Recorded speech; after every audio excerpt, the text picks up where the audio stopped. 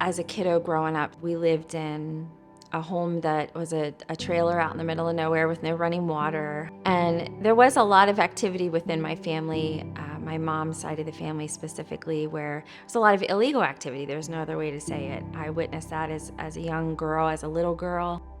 I knew that I wanted to be a police officer at 11.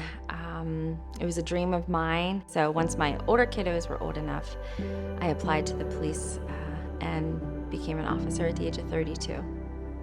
I met Officer Carrie as a volunteer here at Teen Haven. She serves as a mentor, as a friend, as a peer, also as a role model for the students, just really wanting to be active and participate with the students and let them know that she is there for them with uniform on or without.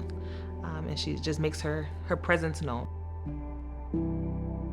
As a police officer, there are times where people see us in just that light. They see us in the role, they see the uniform, they know that we're an officer. That presence is evident. So I get to do that through being in the elementary schools in the city. So the kids have already experienced that side of me where we talk about respect, responsibility, safety, personally, in our home, in our community, in school.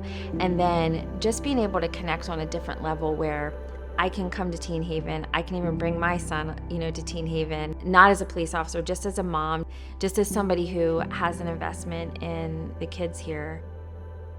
One of the things that impacted me was during the riots of May 2020. I saw children that I've taught in the elementary schools, and having them see me there at the protest in that capacity, and seeing them there, it almost felt like we were in that moment standing on two different sides, and I didn't want it to stay that way.